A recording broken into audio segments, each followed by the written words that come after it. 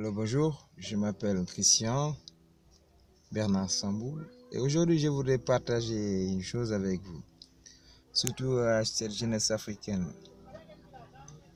De nos jours, on est en train de voir un phénomène qui est en train de grandir sans pourtant dire son nom.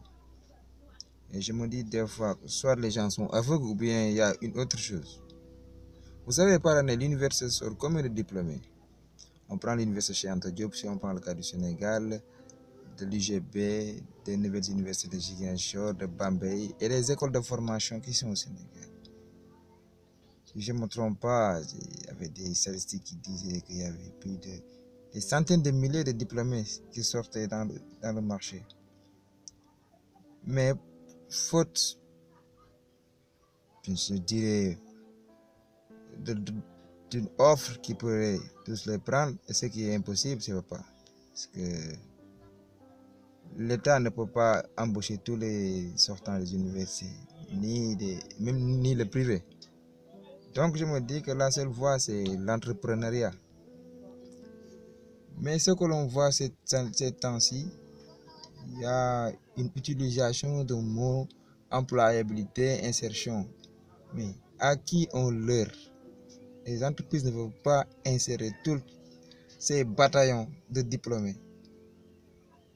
Et je dirais là, ce que j'avais dit au directeur de l'emploi dans un atelier où les gens parlaient d'employabilité, et je les avais dit, l'employabilité a montré ses limites.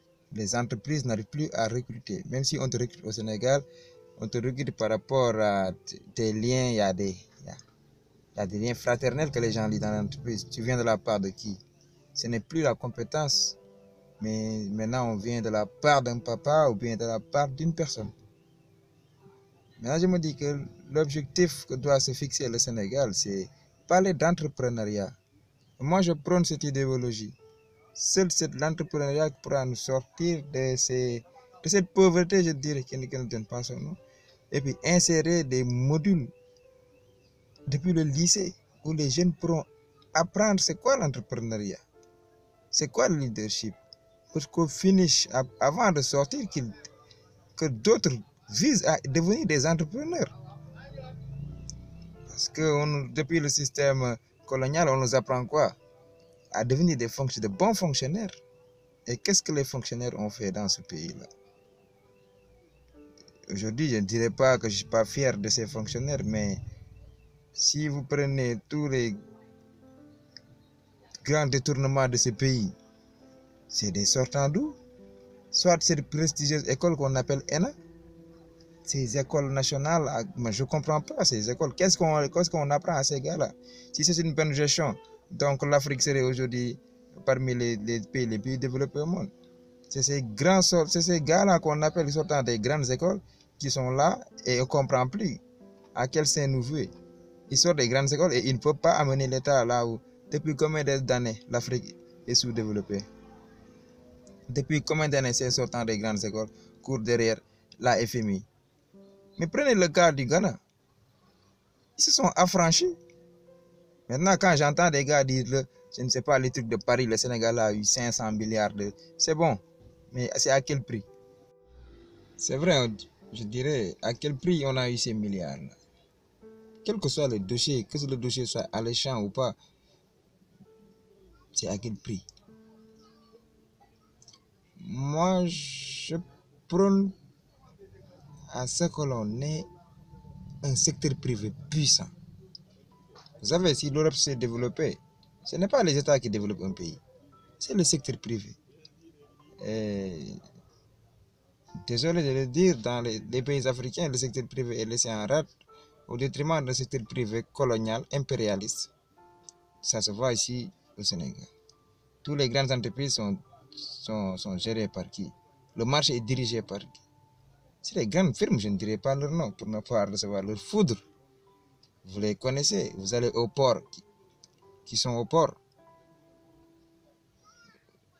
dans les supermarchés qui gèrent, dans nos stations, qui sont les gars qui gèrent. Maintenant, dans le pétrole, tout cela. C'est-à-dire que l'Afrique doit apprendre à s'affranchir Et on peut s'affranchir qu'avec l'entrepreneuriat. On forme des jeunes pour qu'ils soient des entrepreneurs, on les donne des financements, pas des financements politisés. Et vous aurez une vision sur 15 ans, vous aurez des millionnaires, voire des milliardaires, comme ça se fait. Ça, c'est en train de se faire dans certains pays comme le Rwanda. Si les États-Unis sont la première puissance mondiale, ce n'est pas par leurs grandes firmes, c'est par leur PME, leur start-up. Ils ont très tôt compris que c'est ça l'avenir du monde, les start-up qui vont développer une économie. C'est ça le secret des États-Unis. C'est la Silicon Valley. C'est des hubs où on forme, on incube des jeunes, on les apprend à créer. Mais ici, qu'est-ce qu'on apprend aux jeunes? À être dépendants. Comme nos présents sont dépendants de l'Occident, de l'Hexagone. Chers jeunes, je vous demande à regarder devant vous. Les étudiants là, vous qui êtes à l'université, commencez à apprendre l'entrepreneuriat. On n'a pas besoin d'être sur un banc pour apprendre l'entrepreneuriat. On peut devenir un autodidacte. La connaissance n'a jamais été aussi démocratique que maintenant. Soyez sur le terrain, allez faire comme vos amis, apprenez, allez faire du communautaire. Et demain, c'est à nous de diriger l'Afrique, pas aux Occidentaux. Ce qui est en train de se faire là, il y a une autre recolonisation qui est en train de se faire. Pire, après l'esclavage, il y a eu la colonisation.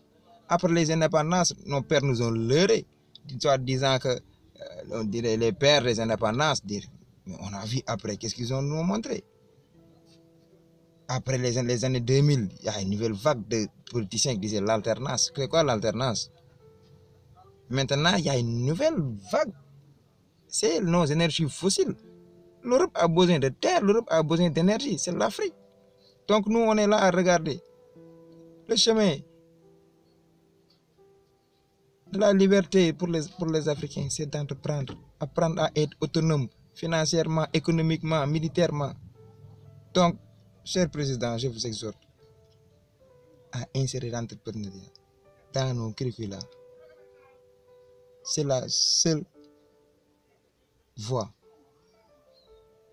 Peace.